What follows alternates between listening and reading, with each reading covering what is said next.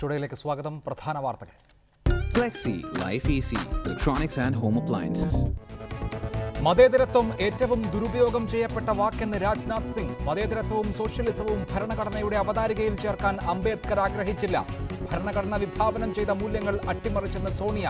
ലോക്സഭയുടെ ശീതകാല സമ്മേളനത്തിന് ബഹളത്തോടെ തുടക്കം. കോഴിക്കോട് നഗരത്തിൽ ഭൂഗർഭ അഴുക്കുചാലിൽ ഇറങ്ങിയ 3 പേർ ശ്വാസം മുട്ടി മരിച്ചു. അപകടത്തിൽപ്പെട്ടത് 2 ആന്ധ്ര തൊഴിലാളികളും രക്ഷിക്കാനിറങ്ങിയ നാട്ടുകാരനും. കരാർ കമ്പനിയുടെ ആർത്തിയാണ് അപകട കാരണമെന്ന് മേയർ.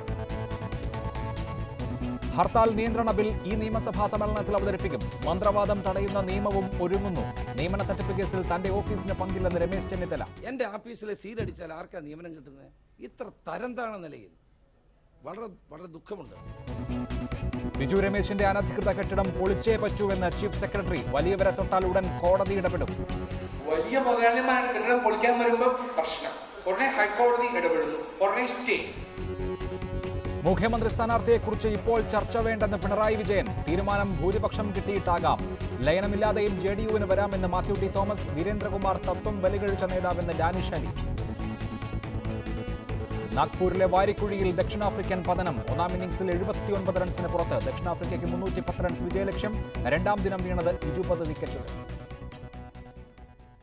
മതേതരത്വമാണ് രാജ്യത്ത് ഏറ്റവും കൂടുതൽ ദുരുപയോഗിക്കപ്പെട്ട വാക്കെന്ന് കേന്ദ്ര ആഭ്യന്തരമന്ത്രി രാജ്നാഥ് സിംഗ്. BR അംബേദ്കറുടെ 125ാം ജന്മദിനത്തോടനുബന്ധിച്ച് ഭരണഘടനയോടുള്ള പ്രതിബദ്ധത എന്ന വിഷയത്തിൽ 2 ദിവസം നീളുന്ന ചർച്ച തുടങ്ങിവെച്ച് സംസാരിക്കുകയായിരുന്നു രാജ്നാഥ് സിംഗ്. മതേതരത്വവും സോഷ്യലിസവും പ്രിയാമ്പിളിൽ ചേർക്കാൻ അംബേദ്കർ ആഗ്രഹിച്ചിരുന്നില്ല എന്നും അദ്ദേഹം കൂട്ടിച്ചേർത്തു. മതേതരത്വവും സോഷ്യലിസവും ഭരണഘടനയുടെ ആമുഖത്തിൽ ഉൾപ്പെടുത്തണമെന്ന് അംബേദ്കർ ആഗ്രഹിച്ചില്ലെന്ന് രാജ്നാഥ് സിംഗ് വ്യക്തമാക്കി. सोशलिस्ट और सेकुलर यह शब्द यदि आवश्यक रहा होता तो निश्चित रूप से बाबा साहब भीमराव अंबेडकर ने भारत के प्रियम्बल में उसी समय सोशलिस्ट और सेकुलर इन शब्दों का प्रयोग किया होता. കോൺഗ്രസ് അംഗങ്ങൾ ഇതിനോട് കടുത്ത വിയോജിപ്പ് പ്രകടിപ്പിച്ചു. डॉक्टर बाबा साहब Ambedkar socialist word, secular word डालना चाहते थे, लेकिन उस वक्त के वातावरण में उनको वो किया नहीं गया. അംബേദ്കർ അപമാനവും പ്രതിസന്ധിയും നേരിട്ടിരുന്നുവെങ്കിലും രാജ്യം വിട്ടുപോകുന്നതിനെ പറ്റി ആലോചിച്ചിരുന്നില്ല. അമീർ ഖാനെ പരോക്ഷമായി വിമർശിച്ചുകൊണ്ടുള്ള പരാമർശം ലോക്സഭയെ ബഹളമയമാക്കി. मैं भारत छोड़कर कहीं दुनिया के दूसरे देशों में मैं चला जाऊंगा, बाबा साहब भीमराव अंबेडकर ने ऐसा कभी नहीं. डॉक्टर बाबा साहब इस देश से भागना चाहते थे. वो तो मूल भारतीय थे. आप बाहर से आए हैं. ये आर्यन जितने भी है वो बाहर से आए. हम तो मूल भारतीय इस देश में रहने वाले लोग हैं. हम भागने वाले नहीं हैं. इस देश को बचाने वाले लोग, इस देश को रक्षण करने वाले लोग. हम 5000 साल मार खा के यहाँ बैठे हुए. മതേതരത്വം എന്ന പദം രാഷ്ട്രീയമായി ഏറെ ദുരുപയോഗം ചെയ്യപ്പെടുന്നുണ്ടെന്നും രാജ്നാഥ് സിംഗ് പറഞ്ഞു. आज की राजनीति में सर्वाधिक दुरुपयोग यदि किसी शब्द का हो रहा है तो सेकुलर शब्द का सर्वाधिक दुरुपयोग हो रहा है. മതേതരത്വം എന്ന വാക്കിന്റെ അർത്ഥം മതസങ്കുചിതത്വം കാട്ടാത്തവർ എന്നാണെന്നും രാജ്നാഥ് സിംഗ് വിശദീകരിച്ചു. सेकुलर शब्द का जो औपचारिक अनुवाद है वह है पंथ निरपेक्ष, धर्मनिरपेक्ष नहीं. രാജ്നാഥ് സിംഗിന്റെ പ്രസംഗം ബിജെപിയുടെ യഥാർത്ഥ അജണ്ട വ്യക്തമാക്കിയെന്ന് സീതാറാം യെച്ചൂരി പ്രതികരിച്ചു. What the BJP wants from this whole exercise is a justification to undermine this constitution to facilitate the RSS project of a Hindu Rashtra. Reporter, news desk. ഈ വിഷയത്തിൽ അഡ്വക്കേറ്റ് കാളീശ്വരം രാജു, ഭരണഘടനാ വിദഗ്ധൻ, MP Rajesh, CPIM MP, Tom വടക്കൻ, കോൺഗ്രസ് ദേശീയ വക്താവ്, PS Sreedharan Pillai, BJP മുൻ സംസ്ഥാന അധ്യക്ഷൻ എന്നിവർ. ആദ്യം അഡ്വക്കേറ്റ് കാളീശ്വരം രാജ്. ഇതാദ്യമായല്ല ഈ ചർച്ച ഉയരുന്നത്. കഴിഞ്ഞ റിപ്പബ്ലിക് ദിനത്തിൽ കേന്ദ്ര സർക്കാരിൻ്റെ വാർത്താവിനിമയ വിഭാഗം പത്രങ്ങളിൽ നൽകിയ പരസ്യത്തിൽ സെക്കുലറിസവും സോഷ്യലിസവും ഇല്ലാത്ത പ്രിയാമ്പിളായിരുന്നു ഉണ്ടായിരുന്നത്. അതേ തുടർന്ന് നടന്ന ചർച്ചയിൽ രവിശങ്കർ പ്രസാദ്, വാർത്താവിതരണ മന്ത്രി തന്നെ, ഈ വിഷയത്തിൽ രാജ്യം മുഴുവൻ ഒരു ചർച്ച ആവശ്യമാണ് എന്ന നിലപാടും പറഞ്ഞിരുന്നു. ഇപ്പോൾ ഭരണഘടനാ ദിനം എന്ന പേരിൽ ആ ചർച്ച വീണ്ടും ഉയരുമ്പോൾ എന്താണ് മനസ്സിലാക്കേണ്ടത്? ഭരണഘടന ഏതെങ്കിലും തരത്തിലുള്ള ഒരു തിരുത്ത് എഴുത്തിന് വിധേയമാകും എന്ന് ഭയക്കണോ? വാസ്തവത്തിൽ അന്ന് ജനുവരിയിൽ ശ്രീ രവിശങ്കർ പ്രസാദും ഒപ്പം തന്നെ ശിവസേനയുടെ ചില നേതാക്കളും ഈ പ്രശ്നം ഉന്നയിച്ചപ്പോൾ വളരെ വലിയ ഉത്കണ്ഠ രാജ്യത്തിൻ്റെ ഭിന്ന ഭാഗങ്ങളിൽ നിന്ന് ഉയർത്തപ്പെടുകയുണ്ടായി. അതേ തുടർന്ന് ശ്രീ വെങ്കയ്യ നായിഡു ഒരു പ്രസ്താവന നടത്തുകയും ഭരണഘടനയുടെ അന്തസ്സത്ത അതേ രീതിയിൽ കാത്തു സൂക്ഷിക്കുമെന്നുള്ള ഒരു ഉറപ്പ് രാജ്യത്തിന് നൽകുകയും ചെയ്യുന്നതോടുകൂടിയാണ് എൻ്റെ ഒരു ഓർമ്മയിൽ അന്ന് ആ വിവാദം ഏതാണ്ട് കെട്ടടങ്ങിയത്. ഇപ്പോൾ താങ്കൾ ചോദിച്ചതുപോലെ ഈ പ്രശ്നം വീണ്ടും ഉന്നയിക്കപ്പെട്ടിരിക്കുന്നു. അത് രാജ്യത്തിൻ്റെ ആഭ്യന്തരമന്ത്രിയുടെ ഭാഗത്ത് നിന്ന് സെക്യുലറിസം സംബന്ധിക്കുന്ന വാക്കിൻ്റെ ആശാസ്യത, അല്ലെങ്കിൽ ആ വാക്ക് നിലനിർത്തേണ്ടതുണ്ടോ എന്നുള്ള തരത്തിലുള്ള ചോദ്യങ്ങൾ, അതല്ലെങ്കിൽ അന്ന് ഇത് ഉണ്ടായിരുന്നില്ല, ആദ്യത്തെ ഭരണഘടനയിൽ പ്രിയാമ്പിളിൽ ഇത് ഉണ്ടായിരുന്നില്ല എന്ന് പറയുമ്പോൾ അത് നൽകുന്ന സൂചനകൾ, ഇതൊക്കെ തീർച്ചയായിട്ടും എൻ്റെ അഭിപ്രായത്തിൽ ഉത്കണ്ഠകൾ ഉണ്ടാക്കുന്ന കാര്യം തന്നെയാണ്. ഇതിന് ഒന്നിലേറെ കാരണങ്ങളുണ്ട്. ഒന്ന്, നമ്മുടെ ഭരണഘടനയിൽ അന്ന് ഉണ്ടായിട്ടുള്ള ചർച്ചകൾ തീർച്ചയായിട്ടും ഈ സോഷ്യലിസത്തെ സംബന്ധിച്ചിട്ടുള്ള ഒരു വാക്ക് അന്ന് ഉന്നയിക്കുകയും ആ വാക്ക് പിന്നീട് എനിക്ക് തോന്നുന്നു മൗലാന ഹസ്രത്ത് മൊഹന്തിയാണ് സോഷ്യലിസം USSR മോഡലുള്ള ഭരണഘടന വേണമെന്ന് പറഞ്ഞത് കോൺസ്റ്റിറ്റ്യൂന്റ് അസംബ്ലി ചർച്ചകളിൽ. അത് നിരാകരിക്കപ്പെട്ടു. അതുപോലെ ഗാന്ധിജിയുടെ പേര് പ്രിയാമ്പിളിൽ വേണമെന്ന് ചില ആളുകൾ, അന്ന് ഷിബാലാൽ സക്സേന ഗാന്ധിജിയുടെയും ദൈവത്തിൻ്റെയും പേര് പിന്നെ ഭരണഘടനയുടെ പീഠികയിൽ ആമുഖത്തിൽ ഉണ്ടാകണമെന്ന് വാദമുന്നയിച്ചിരുന്നു. അതും നിരാകരിക്കപ്പെട്ടു. ദൈവത്തിന് മാത്രമേ ഈ ചർച്ചയിൽ നിന്ന് ഈ രാജ്യത്തെ രക്ഷിക്കാൻ സാധിക്കുകയുള്ളൂ അന്ന് ഡോക്ടർ രാജേന്ദ്ര പ്രസാദും മറ്റും പറഞ്ഞ നമ്മുടെ ഭരണഘടനാ ചർച്ചകളിൽ കാണാം. പറഞ്ഞു വരുന്നത് ഇതാണ്: എല്ലാ കാര്യങ്ങളും അന്ന് ചർച്ച ചെയ്യപ്പെട്ടിരുന്നുവെങ്കിലും പിന്നീട് രാജ്യത്തിൻ്റെ വ്യത്യസ്തമായിട്ടുള്ള സാഹചര്യങ്ങൾ പരിഗണിച്ചുകൊണ്ട് ഈ രണ്ട് വാക്ക്, യഥാർത്ഥത്തിൽ ഈ രണ്ട് വാക്ക് സോഷ്യലിസം സെക്യുലറിസം മാത്രമല്ല, പലപ്പോഴും ഈ ചർച്ചയിൽ വിട്ടുപോകുന്നൊരു കാര്യം, integrity, unity of the nation എന്ന് മാത്രമേ ആദ്യത്തെ ഭരണഘടനയിൽ ഉണ്ടായിരുന്നുള്ളൂ. ഈ ഇൻ്റഗ്രിറ്റി, കെട്ടുറപ്പ്, രാഷ്ട്രത്തിൻ്റെ കെട്ടുറപ്പും ഇതേ 42ാം ഭേദഗതിയിൽ കൂടി ഭരണഘടനയിൽ എഴുതി ചേർത്തതാണ്. 1977 മുതൽ നടപ്പിൽ വന്നു. അപ്പോൾ എന്തുകൊണ്ട് ഈ വാക്കുകൾ എഴുതി ചേർക്കേണ്ടി വന്നു? രാഷ്ട്രത്തിൽ മാറിയ സാഹചര്യമനുസരിച്ച് മതേതരത്വത്തിനുള്ള ഭീഷണി വന്നപ്പോൾ, അല്ലെങ്കിൽ മുതലാളിത്തം കാരണം, ജന്മിമാരുടെയും മറ്റു മുതലാളിത്തം കാരണം ഒരു സോഷ്യലിസ്റ്റ് ചിന്താഗതി വന്നപ്പോൾ, ഫ്യൂഡലിസ്റ്റ് മുതലാളിത്തത്തിൽ നിന്ന് മാറി സോഷ്യലിസത്തിൻ്റെ ആവശ്യകത ഉണ്ടെന്ന് തോന്നിയപ്പോൾ, രാജ്യത്തിൻ്റെ കെട്ടുറപ്പിൻ്റെ ആവശ്യകത ഉണ്ടെന്ന് തോന്നിയപ്പോൾ, ഇതേ പീഠികയിൽ പറഞ്ഞിട്ടുള്ള justice, social, economic and political എന്ന പ്രയോഗത്തിന് കുറച്ചുകൂടി വ്യക്തത വരുത്തുവാൻ വേണ്ടിയാണ് ഈ പറയുന്ന സെക്യുലറിസവും അതുപോലെ സോഷ്യലിസവും ഭരണഘടനയിൽ ഉൾച്ചേർക്കപ്പെട്ടത്. അതിനെതിരായിട്ടുള്ള ഏത് വാദവും എൻ്റെ അഭിപ്രായത്തിൽ രാഷ്ട്രവിരുദ്ധമാണ്. ശരി, അതാണ് താങ്കളുടെ നിലപാട്. ശ്രീ ടോം വടക്കൻ, ഇന്ന് വളരെ വൈകാരികമായി മല്ലികാർജുൻ ഖാർഗെ പല ഘട്ടങ്ങളിലും പ്രതികരിക്കുന്നത് കണ്ടു. ഭരണഘടനയിൽ തൊട്ടാൽ ചോര പുഴ ഒഴുകും എന്ന് വരെ പറയുന്നത് കേട്ടു. ഇത്രമേൽ വികാരം തോന്നാൻ ഈ സർക്കാർ ഭരണഘടന പൊളിച്ചെഴുതുകയാണ് എന്ന ഭയം എന്തുകൊണ്ടാണ് ഉണ്ടാവുന്നത്? അങ്ങനെ ഒരു സർക്കാരിനെ സംബന്ധിച്ച്, പ്രത്യേകിച്ച് ഈ സർക്കാരിനെ സംബന്ധിച്ച് സാധിക്കുമോ?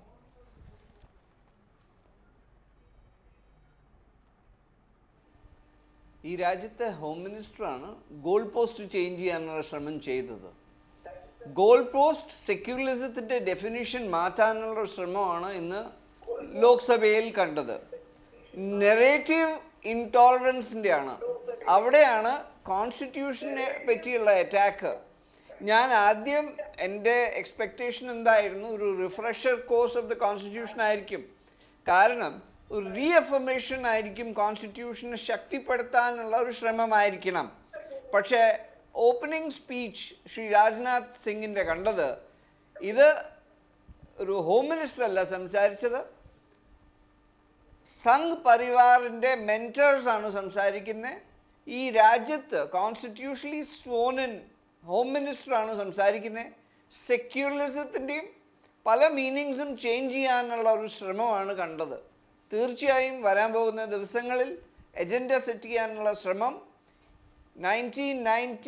2019 വരെയുള്ള മാൻഡേറ്റ് ഉണ്ട്.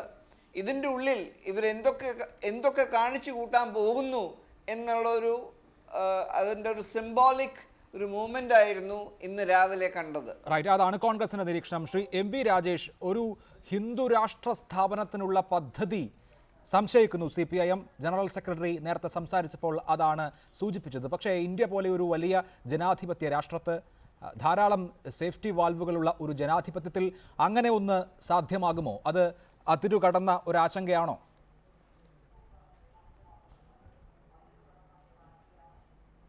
സ്വാതന്ത്ര്യ സമര കാലത്താണ് മതനിരപേക്ഷ ജനാധിപത്യ ഇന്ത്യ എന്ന ആശയം രൂപപ്പെടുന്നത്.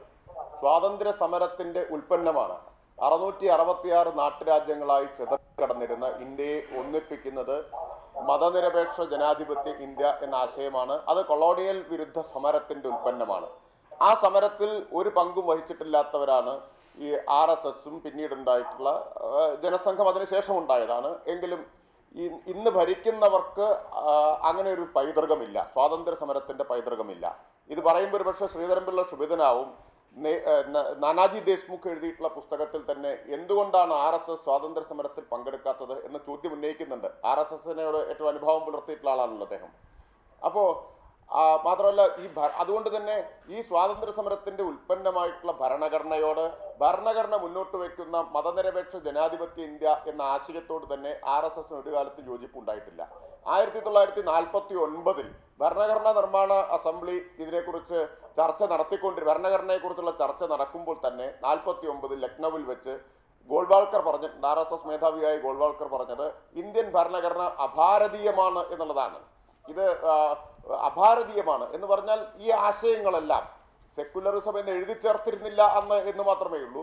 പക്ഷേ ആ ആശയമുണ്ട്. മതരാഷ്ട്രമായിരുന്നില്ലല്ലോ, ഹിന്ദു രാഷ്ട്രമായിരുന്നില്ലല്ലോ. അപ്പോൾ അതുകൊണ്ട് തന്നെ അത് അഭാരതീയമാണ് എന്ന വാദം ഉന്നയിച്ചിട്ടുള്ളവരാണ് ഗോൾവാൾക്കർ. അപ്പോൾ അതിൻ്റെ തുടർച്ചയാണ് ഇന്ന് നമ്മൾ കണ്ടത്. ഇത് കഴിഞ്ഞ വാജ്പേയി ഗവൺമെന്റ് അധികാരത്തിൽ വന്നപ്പോൾ ഭരണഘടന പുനരവലോകനത്തിന് വേണ്ടി റിവ്യൂ ചെയ്യാൻ വേണ്ടി കമ്മിറ്റിയെ നിയോഗിച്ചു. ജസ്റ്റിസ് വെങ്കടചെല്ലയ്യ കമ്മിറ്റിയെ നിയോഗിക്കുകയുണ്ടായി. അന്ന് അവർക്ക് ഒറ്റയ്ക്ക് ഭൂരിപക്ഷം ഉണ്ടായിരുന്നില്ല. ഇപ്പോൾ ഒറ്റയ്ക്ക് ഭൂരിപക്ഷമുണ്ട്. ഈ അവസരത്തെ അവരുപയോഗിക്കുന്നത് ഭരണഘടനയെ തന്നെ പൊളിച്ചെഴുതുന്നതിന് വേണ്ടിയാണ്.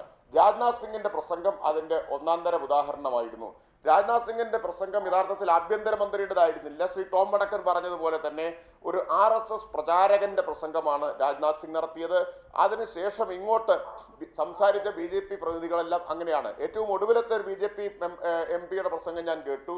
അദ്ദേഹം പറയുന്നത് ആർട്ടിക്കിൾ 370 കുറിച്ചാണ്. ജമ്മു കാശ്മീരിലെ ആർട്ടിക്കിൾ 370 ജമ്മു കാശ്മീരിന് പ്രത്യേക പദവി നൽകുന്ന അതെടുത്തു കളയണം. അപ്പോൾ ഈ ഭരണഘടനയെ അതിലെ കാതലായിട്ടുള്ള ആശയങ്ങളെ മുഴുവൻ നിരാകരിക്കുകയാണ് RSSും BJPയും. ആ നിരാകരിക്കുന്നതിനുള്ള വാദമുഖങ്ങളാണ് ഉയർത്തിക്കേട്ടത്. അല്ലാതെ തന്നെ നിലവിലുള്ള ഭരണഘടനാ തത്വങ്ങളെ തന്നെ നിരന്തരം ലംഘിച്ചുകൊണ്ടിരിക്കുകയാണ് നമ്മുടെ രാജ്യത്ത്. ഈ ചർച്ച നടക്കുന്നത് തന്നെ ഭരണഘടനയ്ക്ക് നേരെ നിരന്തരമായിട്ടുള്ള വെല്ലുവിളികൾ ഉയർന്നു വന്നുകൊണ്ടിരിക്കുന്ന ഒരു പശ്ചാത്തലത്തിലാണ് ചർച്ച നടക്കുന്നത്. ആ വെല്ലുവിളികൾ പുറത്തുള്ള ഏതെങ്കിലും എലിമെന്റ്സ് നടത്തുന്നതല്ല എന്ന് അധികാരത്തിലിരിക്കുന്ന ആളുകൾ തന്നെ ഈ ഭരണഘടനയെ തകർക്കാനുള്ള ശ്രമം നടത്തിക്കൊണ്ടിരിക്കുന്നു. യഥാർത്ഥത്തിൽ ശ്രീ കാളീശ്വരൻ രാജ് പറഞ്ഞതാണ് ശരി. ഇത് രാജ്യദ്രോഹമാണ്. ഇതാണ് രാജ്യദ്രോഹം.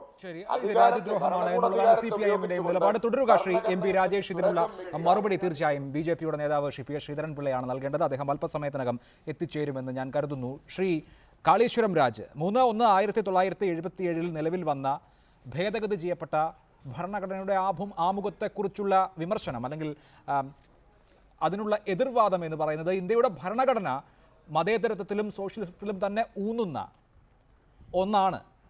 അതുകൊണ്ട് പ്രത്യേകം ആമുഖത്തിൽ സെക്യുലറിസമോ സോഷ്യലിസമോ വേണ്ടതില്ല, മറിച്ച് ഭരണഘടനയുടെ ആകെ തത്വങ്ങൾ ഇവ രണ്ടുമാണ് എന്നുള്ളതാണ്.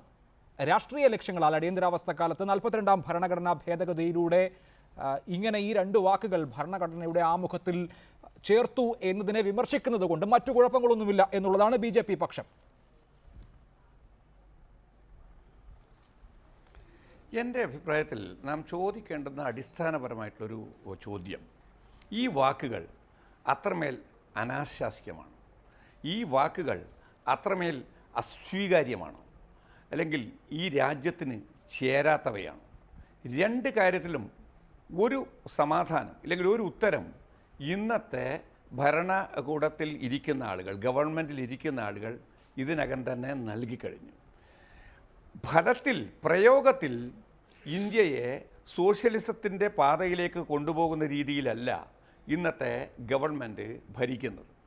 ഫലത്തിൽ ഇവിടെ സെക്യുലറിസം നിലനിന്ന് കാണണം എന്നുള്ള രീതിയിലല്ല സമീപകാല സംഭവങ്ങളിൽ നമ്മുടെ പ്രധാനമന്ത്രി അടക്കം നിലപാടില്ലെങ്കിൽ നിലപാടില്ലായ്മ സ്വീകരിച്ചത്. അപ്പോൾ ഇത് രണ്ടും നോക്കുമ്പോൾ വളരെ പ്രധാനപ്പെട്ടൊരു ചോദ്യം വരുന്നത്, എന്തുകൊണ്ടാണ് ഈ രണ്ട് വാക്കുകൾക്കെതിരെ, സോഷ്യലിസം അതുപോലെ തന്നെ സെക്യുലറിസം തുടങ്ങിയ വാക്കുകൾക്കെതിരെ ഭരണത്തിൽ തന്നെ ഇരിക്കുന്ന ആളുകൾ ഇത്രമേൽ അസഹിഷ്ണുത കാണിക്കുന്നത്? അപ്പോൾ അസഹിഷ്ണുതയുടെ പ്രശ്നം രാജ്യത്തെ സാധാരണ മനുഷ്യരുടെ സാധാരണ ജീവിതത്തിൻ്റെ തലത്തിൽ നിന്ന് മാറി മറ്റൊരു തരത്തിലുള്ള ഇൻടോളറൻസ്, മറ്റൊരു തരത്തിലുള്ള അസഹിഷ്ണുത, അത് ഭരണഘടനയ്ക്കെതിരായ അസഹിഷ്ണുത തന്നെയായി മാറുകയാണ്. ഇത് ഇതം പ്രഥമമാണ്. ഇത് ചരിത്രത്തിൽ കീഴ്വഴക്കങ്ങളില്ലാത്ത ഒരവസ്ഥാവിശേഷമാണ്.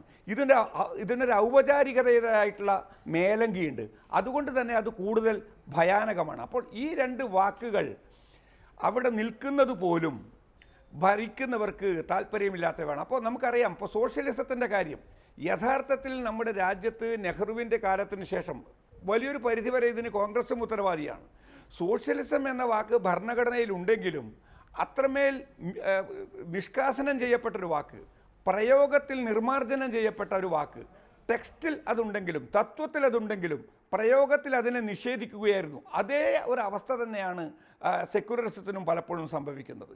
അപ്പോൾ സോഷ്യലിസം എന്ന വാക്ക് ഭരണഘടനയിൽ നിലനിർത്തിക്കൊണ്ട് തന്നെ അതിനെ പ്രയോഗത്തിൽ ഭേദഗതിപ്പെടുത്തുന്ന ഒരു ഭരണ സംസ്കാരം, അതാണ് അദാനിയുടെയും മറ്റു രീതിയിലുള്ള അംബാനിയുടേതുമായിട്ടുള്ള. ശരി, തുടരുക Shri Kaleeswaran Raj. Advocate P. S. Sreedharan Pillai, മതേതരത്വം, സോഷ്യലിസം എന്നീ വാക്കുകൾ എന്തുകൊണ്ടാണ് സർക്കാരിനെ ഇത്രമേൽ അലോസരപ്പെടുത്തുന്നത്? അല്ല, അലോസരപ്പെടുത്തുകയല്ല. ഇപ്പൊ ഇവിടെ ചർച്ചയിൽ പങ്കെടുത്ത CPM-ന്റെ സുഹൃത്ത് പറഞ്ഞല്ലോ, ആ പറഞ്ഞിടത്താണ് ഇതിന്റെ അഭിപ്രായ വ്യത്യാസമുള്ളത്. കാരണം ഇന്ത്യൻ സ്വാതന്ത്ര്യ സമരത്തിന്റെ കാലഘട്ടത്തിൽ ഇന്ത്യ ഏകരാഷ്ട്രമാണ്, അതല്ല ബ്രിട്ടീഷുകാരെ കരം പിരിക്കാൻ വേണ്ടി കൂട്ടിച്ചേർത്തതാണ്. ഈ രണ്ട് വാദഗതികളിൽ കോൺഗ്രസ് പാർട്ടിയും ഗാന്ധിജിയും ഉൾപ്പെടുന്ന ആളുകൾ ഭാരത് മാതാ കീ ജയ് എന്ന് വിളിച്ചുകൊണ്ട് ആ നിലക്കുള്ള കാഴ്ചപ്പാട് വന്നപ്പോൾ മുസ്ലിം ലീഗും കമ്മ്യൂണിസ്റ്റുകളും ഭാരത മാതാ കീ ജയ് എന്ന് വിളിക്കാൻ പാടില്ല. നേരത്തെ ബഹുമാനപ്പെട്ട CPM MP പറഞ്ഞതുപോലെ ഇത് നാട്ടുരാജ്യങ്ങളെല്ലാം കൂട്ടിച്ചേർത്താണ്. ഇതാണ് അവരുടെ ചിന്താഗതി. അവിടെയാണ് രാഷ്ട്രസങ്കല്പം വരുന്നത്. ഹിന്ദു എല്ലാം ഒന്നിച്ചുണ്ടെന്നുള്ള ഒരു സാംസ്കാരിക സങ്കല്പമാണ്. അതിനെയാണ് ഹിന്ദുരാഷ്ട്ര സങ്കല്പം എന്നുള്ള നിലക്ക് പറയുന്നത്. മറിച്ചൊരു theocratic state that is alien to this country എന്നുള്ളത് എന്തിനധികം പറയുന്നു. രാജേഷ് വായിച്ചിട്ടില്ലാത്തല്ലോ അദ്വാനിയുടെ ജീവചരിത്രം ഏറ്റവും ശ്രദ്ധേയമായ ഗ്രന്ഥം ഇറങ്ങിയിട്ടുണ്ടോ, അതിലൊക്കെ ഉദ്ധരിച്ചിട്ടുള്ളത് ജനസംഘ സ്ഥാപകൻ അന്ന് പറഞ്ഞതാണ്. ഞങ്ങൾ ആ മറിച്ചാണെന്ന് വരുത്തി തീർക്കാനുള്ള ശ്രമം ഇതെല്ലാം കുപ്രചാരം. അല്ല, ഇതിൽ ശ്രീ പി. എസ്. ശ്രീധരൻപിള്ള, കമ്മ്യൂണിസ്റ്റുകളും BJP-യും തമ്മിലുള്ള തർക്കം സ്വാതന്ത്ര്യ സമരകാലത്ത് എന്ത് പങ്കാളിത്തം വഹിച്ചു എന്നതിനെക്കുറിച്ചുള്ള തർക്കം എന്നതിനപ്പുറത്ത് നമുക്ക് ഇപ്പോഴത്തെ സാഹചര്യത്തിലേക്ക് വന്നാൽ ഈ സർക്കാർ അധികാരത്തിലെത്തിയതിനു ശേഷം. അഭിലാഷ് ഞാൻ പറഞ്ഞ അഭിലാഷ് മനസ്സിലായിട്ടില്ല. ഞാൻ പറഞ്ഞത് ബ്രിട്ടീഷ് ആ കാലഘട്ടത്തിലും ദേശീയതയ്ക്ക് വേണ്ടി നിലക്കൊണ്ടവരെ വർഗീയവാദികളായിട്ടാണ് വിളിച്ചിട്ടുള്ളത്. അബ്ദുൽ കലാം ആസാദിന് കോൺഗ്രസ് പാർട്ടി, വർഗീയ കോൺഗ്രസ് പാർട്ടിയുടെ ഷോക്കേസിലെ കാഴ്ചബണ്ടെന്ന് വിളിച്ചത് ആരാ? അന്നവർ വർഗീയവാദികളാ. ഗാന്ധിജി വർഗീയവാദിയാ, ഹിന്ദു വർഗീയവാദിയാ. ഇന്ന് ഞങ്ങൾ ആ ദേശീയതയ്ക്ക് വേണ്ടി നിലക്കൊണ്ട് ഞങ്ങളെ വിളിക്കുന്നു. അല്ലാതെ ഞങ്ങളാരും ഇവിടെ തിയോക്രാറ്റിക് സ്റ്റേറ്റ് മതഭരണകൂടം കൊണ്ടുവരാൻ ഇന്ത്യ ശ്രമിക്കില്ല. അത് ഒരിക്കലും ശ്രമിക്കാൻ സാധിക്കില്ല. ശ്രീ പി. എസ്. ശ്രീധരൻപിള്ള, അവിടെയാണ് ചോദ്യം വരുന്നത്. ഈ സർക്കാർ അധികാരത്തിലേറ്റതിന് ശേഷം ആദ്യത്തെ റിപ്പബ്ലിക് ദിനത്തിൽ തന്നെ പത്രത്തിൽ കൊടുക്കുന്ന പരസ്യത്തിൽ ഭരണഘടനയുടെ ആമുഖത്തിൽ സെക്യുലറിസവും സോഷ്യലിസവും ഇല്ല, ഒറിജിനൽ ആമുഖമാണ് കൊടുത്തത് എന്ന് വിശദീകരണം വരുന്നു. പിന്നാലെ സർക്കാരിനെ പ്രതിനിധീകരിക്കുന്ന ആളുകൾ അതിൻ്റെ വിശദീകരണവുമായി സെക്യുലറിസവും സോഷ്യലിസവും പിന്നീട് ചേർത്തതാണ് എന്ന, അതുകൊണ്ട് തന്നെ പരസ്യം കൊടുക്കുമ്പോൾ അത് ആവശ്യമില്ല, ഇക്കാര്യത്തിലൊരു ദേശീയ ചർച്ച നടക്കട്ടെ എന്ന വാദവുമായി രവിശങ്കർ പ്രസാദിനെ പോലെയുള്ള BJP നേതാക്കളും മന്ത്രിമാരും രംഗത്ത് വരികയാണ്. ഞാൻ ചോദിക്കുന്നത്, താങ്കൾ അതിനെപ്പറ്റിയുള്ള അജ്ഞത ഓർത്ത് ഞാൻ ദുഃഖിക്കുകയാണ്. കാരണം നമ്മുടെ കോടതി മുറികളിൽ, ഞാൻ കേരളത്തിലെ മിക്കവാറും എല്ലാ ജില്ലകളിലും കോടതി കേസിന് പോകുന്ന ഒരാളാണ്. ഞാൻ ഹൈക്കോടതി മാത്രം നിൽക്കുന്ന ആളല്ല. പല കോടതികളിലും ഗാന്ധിജിയുടെ ഇത് വേണമല്ലോ. അതിനെ സംബന്ധിച്ച് കോൺസ്റ്റിറ്റ്യൂവൻസി അസംബ്ലിയുടെ ഡിസ്കഷൻ കൊടുക്കുന്നതിനകത്തിൽ നിങ്ങൾ നോക്കിക്കോളൂ, അതിന്റെ ആദ്യത്തെ ചാപ്റ്റർ പലയിടത്തും ഫ്രെയിം ചെയ്ത് വെച്ചിട്ടുണ്ട്. കോഴിക്കോട് കോടതി ഉൾപ്പെടെയുണ്ട്. പല കോടതികളും നിങ്ങൾ പോയി നോക്കിക്കോളൂ. അതിൽ ഈ പറഞ്ഞ 75-ലെ ഭേദഗതി ഇല്ലാത്തതിന് മുമ്പുള്ള കാര്യമാണ് ഇപ്പോഴും ഉള്ളത്. അതുകൊണ്ട് ഇതൊരു വലിയ ആനക്കാര്യമായിട്ട് പറയേണ്ട ആവശ്യമില്ല. വാജ്പേയി അധികാരത്തിൽ വന്നപ്പോഴും ഇന്ന് MP-മാരായവരും എല്ലാം ഈ ഭരണഘടന തൊട്ട് സത്യം ചെയ്തുകൊണ്ട് ഇതിനെ പാലിക്കാം എന്ന് പറഞ്ഞിട്ടാണ് അധികാരത്തിൽ വന്നിട്ടുള്ളത്. ആരും അതിനെ നിഷേധിക്കുന്നില്ല. പിന്നെ ചില ആളുകൾക്ക് അക്കാഡമിക് ഡിസ്കഷൻ പോലും പാടില്ല എന്ന് പറഞ്ഞാൽ ഇപ്പൊ അല്ല, ഇതിൽ ശ്രീധരൻപിള്ള, ഈ അക്കാദമിക് ഡിസ്കഷനിലെ BJP-യുടെ പോയിന്റാണ് ഞാൻ ചോദിക്കുന്നത്. ഇന്ന് രാജ്നാഥ് സിംഗ്, ഇന്ന് സർക്കാരിന്റെ തന്നെ ആലോചനയിലുണ്ടായ ഭരണഘടനാ ദിനം, അതിലെ ചർച്ചയിൽ രാജ്നാഥ് സിംഗിന്റെ വാദമുഖങ്ങൾ BR അംബേദ്കറിന് അന്ന് ആ കാലഘട്ടത്തിൽ ഭരണഘടനാ നിർമ്മാണ വേളയിൽ ഇവ രണ്ടും ആമുഖത്തിൽ വേണം എന്ന നിലപാടില്ലായിരുന്നു എന്ന് പറഞ്ഞുകൊണ്ട് BJP എന്ത് പോയിന്റാണ് തെളിയിക്കാൻ ശ്രമിക്കുന്നത്? അല്ല, അത് ഇതില്ലാന്നൊരു ആക്ഷേപത്തിന് അദ്ദേഹം മറുപടി പറയുമ്പോൾ ഇന്ന് അതാണല്ലോ കുത്തിപ്പൊക്കുന്നത്. കുത്തിപ്പൊപ്പ സോഷ്യലിസം അല്ലെങ്കിൽ ഇത് ഞാൻ ചോദിക്കട്ടെ, ഈ 5000 കൊല്ലത്തെ ചരിത്രമാണ്. ആ സർവധർമ്മ സമഭാവം എന്ന കാഴ്ചപ്പാടാണ്. അറിയപ്പെട്ട എല്ലാ മതങ്ങളെയും സ്വീകരിച്ച കാഴ്ചപ്പാടാണ്. ഒന്നിനോടും വിവേചനം കാണിക്കാത്ത കാഴ്ചപ്പാടാണ് മഹത്വമായിട്ടുള്ളത്. അത് പറയുമ്പോൾ ഞാൻ ഒരു വാക്കുകൂടി രാജേഷ് മറുപടി പറഞ്ഞോട്ടെ. നമ്മുടെ ഭരണഘടനാ നിർമ്മാണ സഭ ആണല്ലോ അധികാരം ഏറ്റെടുത്തത് ബ്രിട്ടീഷുകാരിൽ നിന്ന്. ഇത് രൂപീകരിച്ചത് ക്യാബിനറ്റ് മിഷൻ വന്നതിന്റെ അടിസ്ഥാനത്തിലാണല്ലോ നമ്മുടെ ഭരണഘടനാ നിർമ്മാണ സഭ രൂപം കൊണ്ടത്. ആ രൂപം കൊണ്ട ഭരണഘടനാ നിർമ്മാണ സഭയെ സംബന്ധിച്ചിടത്തോളം അതിന് കൊടുത്ത കമ്മ്യൂണിസ്റ്റ് പാർട്ടിയുടെ മെമ്മോറാണ്ടം 16 സോവറിൻ റിപ്പബ്ലിക്കുകളെ ഇന്ത്യയെ വിഭജിക്കണമെന്നായിരുന്നു. നിഷേധിക്കാൻ ധൈര്യമുണ്ടെങ്കിൽ ഞാൻ കൊടുക്കാറുണ്ട് റെസൊല്യൂഷൻ. അപ്പൊ ഇന്ത്യ 16 പരമാധികാര രാജ്യമായി വിഭജിക്കണമെന്ന് ആവശ്യപ്പെട്ട ഇന്ത്യ ഏകരാജ്യമല്ല എന്ന് പറഞ്ഞ കരം തിരിക്കാൻ ബ്രിട്ടീഷുകാർ കൂട്ടിച്ചേർത്താണെന്ന് പറഞ്ഞ് ഇപ്പോഴും മുസ്ലിം ലീഗിന്റെ ചരിത്രം ഇപ്പൊ പുറത്തു വന്നപ്പോൾ അതിലതാ ഉള്ളത്. ശരി, തുടരുക Shri P S Sreedharan Pillai. Shri M P Rajesh, ഇക്കാര്യത്തിൽ ഒരു അക്കാദമിക് ചർച്ച രവിശങ്കർ പ്രസാദ് ആദ്യം പറഞ്ഞതുപോലെ അല്ലെങ്കിൽ ഇപ്പോൾ പി എസ് ശ്രീധരൻപിള്ള പറയുന്നത് പോലെ ഒരു ചർച്ച ഉണ്ടായാൽ എന്താണ് കുഴപ്പം?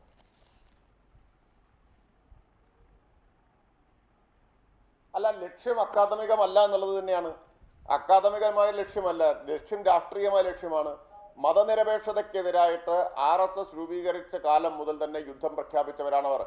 ആ മതനിരപേക്ഷതയ്ക്കെതിരായിട്ടുള്ള യുദ്ധം മതനിരപേക്ഷതയിൽ അടിയുറച്ച ഭരണഘടനയ്ക്കെതിരായിട്ടുള്ള യുദ്ധമായി തീരുന്നു. എന്തുകൊണ്ട്? ഇന്ത്യയെ മതാധിഷ്ഠിത രാഷ്ട്രമാക്കുന്നതിന് വേണ്ടിയിട്ട് ശ്രീധരൻപിള്ളയെ പോലുള്ള ആളുകൾ ടെലിവിഷൻ ചാനലുകളിൽ വന്ന് നിൽക്കക്കള്ളിക്ക് വേണ്ടി ഞങ്ങൾ ഇവിടെ തിയോക്രാറ്റിക് സ്റ്റേറ്റിനെ അനുകൂലിക്കുന്നില്ല എന്ന് പറയുകയും മതാധിഷ്ഠിത രാഷ്ട്രം എന്ന കുടിലമോഹവുമായിട്ട് നടക്കുകയും ചെയ്യുന്നവരാണ് RSSകാർ. ആർക്കാണ് അറിയാത്തത്? ഇത് ശ്രീധരൻപിള്ള ഈ ചർച്ചയിൽ ഇങ്ങനെ പറയുമ്പോൾ അത് അദ്ദേഹം തൽക്കാലം രക്ഷപ്പെടാൻ പറയുന്നത് നമുക്ക് എല്ലാവർക്കും അറിഞ്ഞുകൂടെ? RSSന്റെ ലക്ഷ്യം ഇന്ത്യയെ മതാധിഷ്ഠിത രാഷ്ട്രമാക്കി മാറ്റുക, ഹിന്ദു രാഷ്ട്രമാക്കി മാറ്റുക എന്നുള്ളത് തന്നെയാണ്. ഞാനതിന്റെ കൂടുതൽ വിശദാംശങ്ങളിലേക്ക് പോകുന്നില്ല.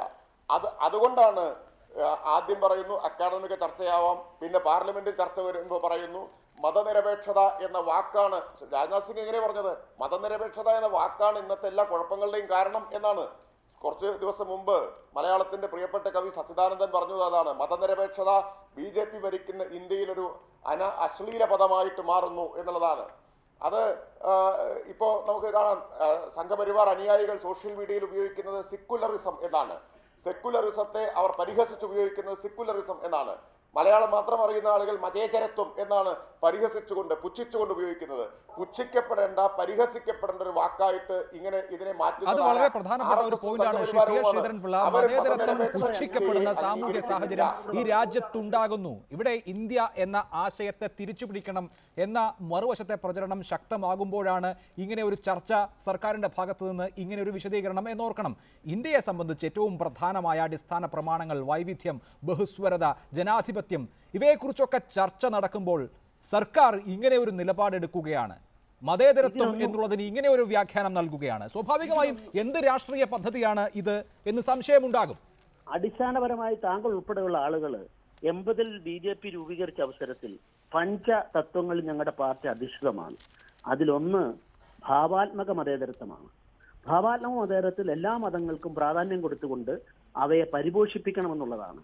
മറിച്ച് മതം എന്തോ നിഷിദ്ധമാണ് എന്നുള്ള ലെനിന്റെ തിയറി, കമ്മ്യൂണിസ്റ്റ് റഷ്യയിലെ ശൈലി എടുത്തുകൊണ്ട് മതേതരത്വം എന്ന് പറഞ്ഞ് ഇന്റർപ്രിട്ടേഷൻ കൊടുത്തുകൊണ്ട് മതം മാറ്റി നിർത്തപ്പെടേണ്ടതാണ്, അത്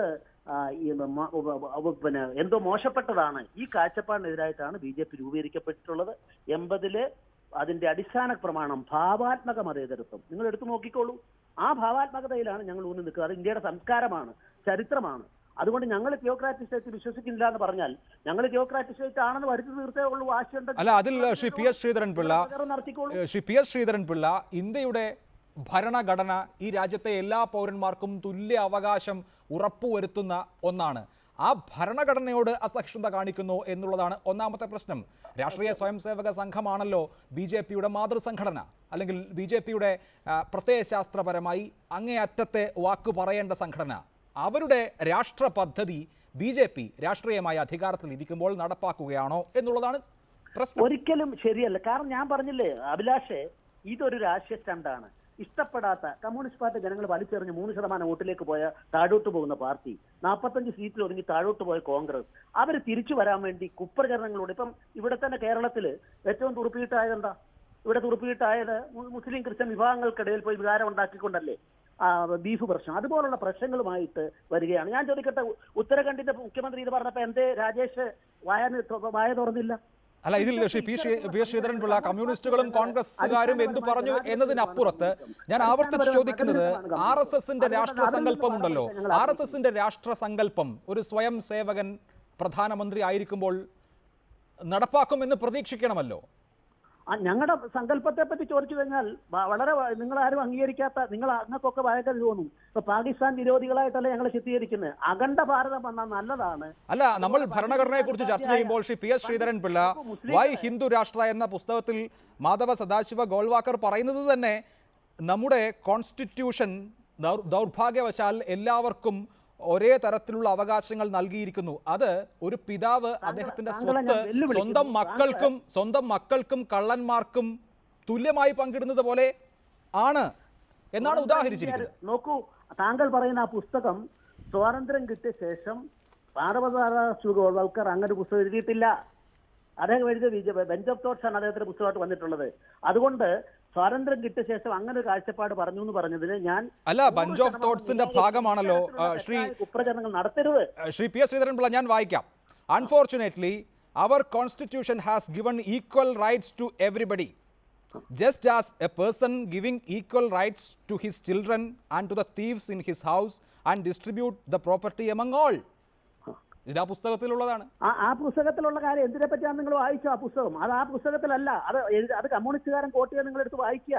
അല്ലല്ല, ഇത് ഗോൾവാൾക്കർ പറഞ്ഞതാണ് എന്ന് മാത്രമല്ല, പറ്റിയാണ് ഞാൻ പറയുന്നത്. ഹിന്ദു കോഡ് കൊണ്ടുവരുമ്പം ഹിന്ദു കോഡ് പാടില്ല എന്നുള്ള ഗാതഗതിയുമായിട്ട് രാഷ്ട്രപതിയായിട്ടുള്ള ഇന്ത്യൻ രാഷ്ട്രപതി ഉൾപ്പെടെയുള്ള ആളുകള്, രാജേന്ദ്ര പ്രസാദ് ഉൾപ്പെടെ ആൾക്കാർ രംഗത്ത് വരികയും അങ്ങനെ വരുമ്പം മറ്റുള്ളവർക്ക് കോമൺ കോഡ് കൊണ്ടുവരുന്നത് ശരിയല്ല എന്നുള്ള വാദം വരികയും അതോട് പ്രതികരിച്ചപ്പോൾ സ്വത്തവകാശത്തെ സംബന്ധിച്ചും മറ്റു കാര്യങ്ങളെ സംബന്ധിച്ചും ഉള്ള അഭിപ്രായ പ്രകടനം നടത്തിയതിനെയാണ് ഇങ്ങനെ ഉദ്ധരിച്ചുകൊണ്ട് ഈ തരത്തിലുള്ള ഉദ്ധരിക്കലാണ് അപകടകരമായി. ഇതിൽ Shri P S Sreedharan Pillai, MS Golwalkar എന്ന് പറയുന്നത് നരേന്ദ്രമോദിയെ സംബന്ധിച്ച്, ഇപ്പോഴത്തെ പ്രധാനമന്ത്രിയെ സംബന്ധിച്ച് അദ്ദേഹത്തിൻ്റെ ഏറ്റവും പൂജനീയനായ, അദ്ദേഹത്തിൻ്റെ ഏറ്റവും പരമപ്രധാനിയായ ഗുരു കൂടിയാണ് അദ്ദേഹം. നരേന്ദ്രമോദി ഒരു പുസ്തകം തന്നെ എഴുതിയിട്ടുണ്ട്, ശ്രീ ഗുരുജി എക് സ്വയം സേവക് എന്ന് പറഞ്ഞ്. ആ നരേന്ദ്രമോദി ഭരണത്തിലിരിക്കുമ്പോൾ സ്വാഭാവികമായും ഗുരുജിയുടെ ആശയങ്ങൾ നടപ്പാക്കാൻ ശ്രമിക്കും. എന്തുകൊണ്ട് സംശയിച്ചുകൂടാ? അഭിലാഷ്, ഞാൻ പുസ്തകം തരാം. ബെഞ്ച് ഓഫ് തോട്ട്സ് ആണ് അദ്ദേഹത്തിന്റെ പുസ്തകം. 134 പേജ് ഒന്നെടുത്ത് വായിച്ചോളൂ. ഞാൻ മാതൃഭൂമിയിൽ എഴുതിയ ലേഖനത്തിൽ പോലും അത് ഉദ്ധരിച്ചിട്ടുണ്ട്, താങ്കൾക്ക് കാണാം.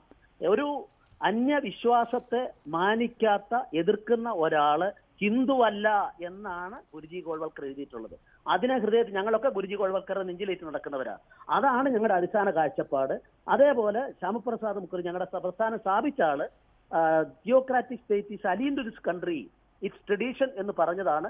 ഞങ്ങൾ വേറെ ഇതിൽ ഒരു കൊട്ടേഷൻ മാത്രമല്ല Shri P S Sreedharan Pillai, V our nation could defined എന്ന പുസ്തകത്തിൽ പറയുന്നത്, MS ഗോൾവാൾക്കർ പറയുന്നത്, ഒരു രാജ്യം ആ രാജ്യത്ത് താമസിക്കുന്ന എല്ലാവരെയും ഉൾക്കൊള്ളും സാധാരണഗതിയിൽ. പക്ഷേ നമ്മളിവിടെ നമ്മുടെ ശത്രുക്കളെയും പഴയ അധിനിവേശകരെയും വർഗീകരിക്കണം എന്നുള്ളതാണ് ഇത്. അതായത് എല്ലാവരും ഉൾക്കൊള്ളുന്ന രാജ്യം എന്ന സങ്കല്പമുണ്ടല്ലോ, അതിനെ വിഷം എന്നാണ് അദ്ദേഹം വിശേഷിപ്പിച്ചിരിക്കുന്നത്. വിഷം എന്ന് പറഞ്ഞിട്ടുള്ള എന്തിനെ പറ്റിയാണ് നിങ്ങൾ മനസ്സിലാക്കിയിട്ടില്ല. ഈ രാജ്യത്തെ ശിഥിലമാക്കാൻ ആഗ്രഹിക്കുന്ന കാഴ്ചപ്പാട് ഇപ്പൊ പറഞ്ഞില്ലേ, 16 പരമാധികാര രാജ്യങ്ങളായി ഇന്ത്യ വിഭജിക്കണമെന്ന് ആവശ്യപ്പെട്ടുകൊണ്ട് ക്യാബിനറ്റ് മിനിസ്റ്റർ മെമ്മോറാണ്ടം കൊടുത്ത ആളുകളെ, കമ്മ്യൂണിസ്റ്റ് പാർട്ടി എന്ത് നിലപാടും എടുത്തുകൊള്ളട്ടെ, ഇപ്പോൾ രാജ്യാധികാരമുള്ളത് BJPയുടെ കയ്യിലാണല്ലോ. ഇപ്പോൾ രാജ്യം ഭരിക്കുന്നത് BJP ആണല്ലോ. അപ്പോൾ ഈ പദ്ധതിയാണോ നടപ്പാക്കുന്നത് എന്നുള്ളതാണ് ശ്രീ പി എസ് ശ്രീധരൻപിള്ള. ഇന്ത്യയുടെ ഭരണഘടനയെ സംബന്ധിച്ച് ഇങ്ങനെ ഒരു ചർച്ച എന്തായാലും അറിയാതെ ഉയർന്നു വരുന്നതല്ലോ, തീർച്ചയായും മനഃപൂർവ്വം ഉണ്ടാക്കുന്നതാണല്ലോ. 1949 നവംബർ 30-നും 1950 ജനുവരി 25-നും പുറത്തിറങ്ങിയ ഓർഗനൈസറിന്റെ 2 പതിപ്പുകൾ ഭരണഘടനയ്ക്ക് പകരം മനുസ്മൃതി ഇവിടുത്തെ ലോ ഓഫ് ദ ലാൻഡ് ആക്കണം എന്നാവശ്യപ്പെട്ടിട്ടുള്ളതാണ്. അപ്പോൾ RSSനെ സംബന്ധിച്ച ഈ നിലപാടുകളൊന്നും പുതിയതല്ല. ആ നിലപാടുകൾ രാജ്യം ഭരിക്കുന്ന സർക്കാർ നടപ്പാക്കുന്നുണ്ടോ ഇല്ലയോ? മനുസ്മൃതി നടപ്പാക്കിയ രാജ്യഭരണം ഉണ്ടാകണമെന്ന് എന്റെ പ്രസ്ഥാനം എവിടെങ്കിലും ആവശ്യപ്പെട്ട പ്രസ്ഥാനം ഞാൻ പറയുന്നത് BJPയോ ഓർഗനൈസർ ഉണ്ടെങ്കിൽ ഞാൻ ഈ പ്രസ്ഥാനത്തിന് രാജിവെക്കാൻ തയ്യാറാണ്. ഓർഗനൈസർ ഞാൻ സൂചിപ്പിച്ച 2 തീയതികളിൽ 1949 നവംബർ 30, 1950 ജനുവരി 25 ആർക്കൈവ്സ് ഉണ്ടാകുമല്ലോ. ഓർഗനൈസറിൽ പ്രസിദ്ധീകരിച്ച കാര്യമാണ് ഞാൻ പറയുന്നത്. നിങ്ങൾ മനുസ്മൃതിക്കനുസരിച്ച് ഇന്ത്യ ഭരിക്കണമെന്ന് RSSO BJP എവിടെയെങ്കിലും ആവശ്യപ്പെട്ടതായിട്ട് താങ്കൾക്ക് ഞാൻ വെല്ലുവിളിക്കുന്നു. ഇത് ജനങ്ങൾ മുഴുവൻ കാണുന്നതാണല്ലോ. അങ്ങനെ താങ്കൾ നാളെ കാണിക്കാമെങ്കിൽ RSSO BJPയോ ജനസംഘമോ ആവശ്യപ്പെട്ടെങ്കിൽ, അല്ല RSSO BJPയോ ജനസംഘമോ എന്നുള്ളതല്ല ശ്രീ PS ശ്രീധരൻപിള്ള. ഓർഗനൈസർ RSSന്റെ മുഖവാരികയാണല്ലോ. 2 ലക്കങ്ങൾ ഞാൻ പറഞ്ഞു. 1949 നവംബർ 30, 1950 ജനുവരി 25. ആർക്കും പരിശോധിക്കാമല്ലോ, അത് ആക്സസിബിൾ ആകുന്ന ആർക്കും പരിശോധിക്കാമല്ലോ. എനിക്ക് അക്കാര്യത്തിൽ തർക്കമില്ല. പക്ഷേ ഓർഗനൈസർ വരുന്നത് ദേശാമാനി വരുന്നത് ചിന്ത വരും. അങ്ങനെയാണെങ്കിൽ ദേശാമാനി 7 തവണ എനിക്ക് മാപ്പ് തന്നിട്ടുണ്ട്. ശ്രീ PS ശ്രീധരൻപിള്ള ഭരണഘടനയോട് രാജ്യം ഭരിക്കുന്ന പാർട്ടിയുടെ പ്രത്യയശാസ്ത്രത്തിനുള്ള അസഹിഷ്ണുത ഇങ്ങനെ ഒരു രാഷ്ട്ര നിർമ്മാണ പദ്ധതിയുടെ ഭാഗമാണോ? നിങ്ങൾ ഈ അസഹിഷ്ണുത എന്ന് പറയുന്നില്ല. അത് ഇന്ന് രാജ്യത്തെ തകർക്കാൻ വേണ്ടിയുള്ള ശ്രമമാണ്. ലോകമെമ്പാടും ഇന്ത്യ അംഗീകരിച്ചുകൊണ്ട് മുന്നോട്ട് വരുമ്പം അതിനെ അസഹിഷ്ണുതയാക്കി ചിത്രീകരിച്ച് ഈ രാജ്യത്തെ തകർക്കാൻ ശ്രമിക്കുകയാണ്. പാകിസ്ഥാന്റെ വാദമാണ് ഈ ആളുകൾ ഉന്നയിക്കുന്നത്. ശരി, അതാണ് BJPയുടെ നിലപാട്. അഡ്വക്കേറ്റ് കാളീശ്വരം രാജ്, ശ്രീ PS ശ്രീധരൻപിള്ള BJPയുടെ നിലപാടുകൾ വിശദീകരിക്കുകയുണ്ടായി. RSSനെ സംബന്ധിച്ച് മതരാഷ്ട്രം എന്ന സങ്കല്പം ആ സംഘടനയുടെ മനസ്സിലുണ്ട്, അവർക്ക് അങ്ങനെയുള്ള ആഗ്രഹവുമുണ്ട്. പക്ഷേ ഇന്ത്യ എന്ന ജനാധിപത്യ റിപ്പബ്ലിക്കിന് ഒരു മതരാഷ്ട്രമായി മാറാനുള്ള, അല്ലെങ്കിൽ നമ്മൾ അങ്ങനെ ഭയപ്പെട്ടു പോകുന്ന എന്തെങ്കിലും സാഹചര്യമുണ്ടോ? ഇനി രാജ്യത്തെ ജനങ്ങളുടെ തെരഞ്ഞെടുപ്പ്, രാജ്യത്തെ ജനങ്ങളുടെ വോട്ട് എന്നുള്ളത് തീർച്ചയായും ഈ സർക്കാരിന് കേവല ഭൂരിപക്ഷം കിട്ടുന്ന തരത്തിലാണ് എന്നതുകൊണ്ട് നമ്മൾ അങ്ങനെ ഭയപ്പെട്ടു പോകണോ? ഇതിൽ ശ്രീ അഭിലാഷ് ചോദിച്ചതിൽ ചില പ്രധാനപ്പെട്ട കാര്യങ്ങളുണ്ട്. എൻ്റെ അഭിപ്രായത്തിൽ ഞാൻ ശ്രീധരൻപിള്ളയെ വളരെ ശ്രദ്ധയോടുകൂടി കേൾക്കുകയായിരുന്നു. അദ്ദേഹം പറഞ്ഞു ഭാവാത്മക മതേതരത്തെക്കുറിച്ച്. നമുക്ക് സമീപകാല ചരിത്രത്തിലേക്ക് വരാം. ശ്രീ അഡ്വാനി അന്ന് രഥയാത്ര നടത്തിയ സമയത്ത് അയോധ്യയിലെ പള്ളിയുമായി ബന്ധപ്പെട്ട്, ബാബരി മസ്ജിദുമായി ബന്ധപ്പെട്ട് രഥയാത്ര നടത്തിയ സമയത്ത് അന്ന് പല മാധ്യമങ്ങളും അതിനെ ഉപമിച്ചത് ഗാന്ധിയുടെ ദണ്ഡിയാത്രയോടെയായിരുന്നു. അതിൻ്റെ അപകടങ്ങൾ എന്തായിരുന്നു എന്നുള്ളത് നാം പിന്നീട് കണ്ടു. ഇനിയും പറയാം. ഈ ആ രീതിയിലുള്ള ശ്രമങ്ങൾ നടത്തിയതിന് ശേഷം 3 സംസ്ഥാന ഗവൺമെൻറ്റുകൾ ഈ പറയുന്ന രാമജന്മഭൂമിയിലെ കർസേവകർക്ക് പിന്തുണ നൽകിക്കൊണ്ട്, കർസേവകർക്കും പിന്തുണ നൽകിക്കൊണ്ട് 3 സംസ്ഥാന ഗവൺമെൻറ്റുകൾ പരസ്യമായി പള്ളി പൊളിക്കുന്നതിനെ, ബാബരി മസ്ജിദ് പൊളിക്കുന്നതിനെ, അവിടെ കർസേവ നടത്തുന്നതിനെ അനുകൂലിക്കുകയും ശാരീരികമായും സാമ്പത്തികമായും അതിന് പിന്തുണ നൽകുകയും ചെയ്തു. അന്നാണ് ആ പ്രശ്നത്തിൻ്റെ അടിസ്ഥാനത്തിലാണ് സുപ്രീം കോടതി SR Bommai case 1994 March 11 SR Bommai case വിശദമായിട്ട് പരിശോധിക്കുകയും അതിൽ വിധി പറയുകയും സെക്യുലറിസം, മതേതരത്വം, ഈ പറയുന്ന ഭാവാത്മക മതേതരത്വമല്ല, മറിച്ച് ഭരണഘടനയിൽ 76 കൂട്ടിച്ചേർത്ത മതേതരത്വം ഇന്ത്യൻ ഭരണഘടനയുടെ നട്ടെല്ലാണ്, അതിൻ്റെ അടിസ്ഥാന സ്വഭാവമാണ് എന്ന് നിയമതത്വം എന്നുള്ള നിലയിൽ വ്യക്തമാക്കിയതും. പറഞ്ഞു വരുന്നത് ഇന്ത്യയിലെ രാഷ്ട്രീയ സാഹചര്യങ്ങളുടെ അടിസ്ഥാനത്തിൽ, ഇന്ത്യൻ അനുഭവങ്ങളുടെ അടിസ്ഥാനത്തിൽ, ഇവിടുത്തെ ന്യൂനപക്ഷങ്ങളുടെയും പൊതുജനങ്ങളുടെയും അനുഭവങ്ങളുടെ അടിസ്ഥാനത്തിലാണ് ഈ പറയുന്ന 76 കൂട്ടിച്ചേർത്ത വാക്കുകൾ പ്രസക്തമാകുന്നത്. ഈ അനുഭവത്തെ നിഷേധിച്ചുകൊണ്ട് ഭാവാത്മക മതേതരത്വം എന്ന വാക്കിൻ്റെ, മോഹിപ്പിക്കുന്ന വാക്ക് മാത്രം പ്രയോഗിച്ചുകൊണ്ട് നമുക്കൊരു രാഷ്ട്രത്തിൻ്റെ, ഒരു ജനതയുടെ അനുഭവത്തെ നിഷേധിക്കാൻ കഴിയുകയില്ല. SR ബൊമ്മ കേസിലെ സുപ്രീം കോടതിയുടെ ഭരണഘടനാ ബെഞ്ചിൻ്റെ ആത്മാവിനെ നിഷേധിക്കാൻ കഴിയുകയില്ല. ആ അർത്ഥത്തിലാണ്. അപ്പോൾ ഇത്തരത്തിലുള്ള കൂട്ടിച്ചേർത്ത പദങ്ങളുടെ പ്രസക്തി കേവലം വാക്പരമല്ല, കേവലം സാങ്കേതികമല്ല, അനുഭവപരമാണ് എന്നത് തെളിയിക്കുന്നതാണ് നമ്മുടെ സുപ്രീം കോടതിയുടെ പോലെ. കോൺഗ്രസ് അധ്യക്ഷ അടക്കം സംസാരിച്ചപ്പോൾ അവകാശവാദം ഉന്നയിച്ചു. ഭരണഘടന രൂപീകരിക്കുമ്പോൾ ഒരു പങ്കുമില്ലാതിരുന്ന ആളുകൾ ഇപ്പോൾ ഭരണഘടന തൊട്ട് സത്യം ചെയ്യുകയും ഭരണഘടനയിന്മേൽ അവകാശവാദം ഉന്നയിക്കുകയും ഒക്കെ ചെയ്യുന്നു എന്നൊക്കെ. തീർച്ചയായും ഭരണഘടനാ രൂപീകരണ സമയത്ത് കോൺഗ്രസ് പ്രസ്ഥാനത്തിനായിരുന്നു രാഷ്ട്രീയ അധികാരം. ഭരണഘടനാ നിർമ്മാണ സഭയിലെ ബഹുഭൂരിപക്ഷം പേരും കോൺഗ്രസിന്റെ നേതാക്കളായിരുന്നു. പണ്ഡിറ്റ് നെഹ്റുവും പട്ടേലും മൗലാന അബ്ദുൽ കലാം ആസാദും രാജേന്ദ്ര പ്രസാദും ഡോക്ടർ ബി ആർ അംബേദ്കറും ഒക്കെ ഉണ്ടായിരുന്നു എന്നതുകൊണ്ട് ഭരണഘടന രൂപീകരിച്ചത് ഞങ്ങളായതുകൊണ്ട് ഭരണഘടനയെക്കുറിച്ച് ഞങ്ങൾക്ക് മാത്രമേ പറയാൻ സാധിക്കൂ എന്നുള്ള നിലപാട് ശരിയാണോ?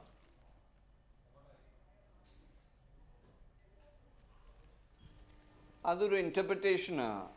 ബേസിക്കലി പറഞ്ഞത് ഇന്ന് കോൺസ്റ്റിറ്റ്യൂഷനെ ഡിഫെൻഡ് ചെയ്യേണ്ട ചുമതലയുള്ളവരെ ആണ് കോൺസ്റ്റിറ്റ്യൂഷനെ അണ്ടർമൈൻ ചെയ്യുന്നത്. അതാണ് ബേസിക് ഒബ്ജക്റ്റീവ് പറയുന്നതിൻ്റെ. ഞാനിവിടെ ശ്രീധരൻ പിള്ളജിയോട് എൻ്റെ സുഹൃത്താണ്, ഞാൻ ഇത്ര മാത്രമേ ചോദിക്കാനുള്ളൂ. ഞാൻ ബി ജെ പിയുടെയോ ആർ എസ് എസിൻ്റെയോ ബി ജെ പിയുടെ കോൺസ്റ്റിറ്റ്യൂഷൻ വായിച്ചു, പക്ഷെ ആർ എസ് എസിൻ്റെ കോൺസ്റ്റിറ്റ്യൂഷൻ വായിച്ചപ്പോൾ ഒരു കാര്യം മനസ്സിലാക്കാൻ പറ്റിയത് ആർ എസ് എസിൻ്റെ കോൺസ്റ്റിറ്റ്യൂഷനാണ് ഇപ്പോൾ ബി ജെ പി ട്രാൻസ്ലേറ്റ് ചെയ്യാൻ നോക്കുന്നത്. അത് നാഷണൽ ലെവലിൽ കംപ്ലീറ്റ് ഒരു ഫോർമുലേഷൻ ആർ എസ് എസിൻ്റെ കോൺസ്റ്റിറ്റ്യൂഷനാണ് ഇവർ ചെയ്യാൻ പോകുന്നത്. ഞാനൊരു കാര്യമേ ചോദിക്കാനുള്ളൂ. Doctor Sharma, minister of culture, Bharatiya Janata പാർട്ടിയിലെ ഒരു മന്ത്രിയല്ലേ?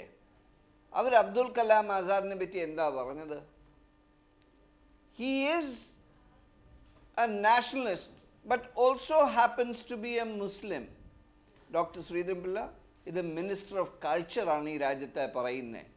ആരെ പറ്റിയിട്ടാണ് പറയുന്നത്? ഇന്ത്യൻ പ്രസിഡന്റിനെ പറ്റിയിട്ടാണ് പറയുന്നത്. എന്താണ് ഡിഫറൻസസ് കാണിക്കുന്നത്? മുസ്ലിംസും നാഷണലിസം തമ്മിൽ വ്യത്യാസം പറഞ്ഞ് മനസ്സിലാക്കുക.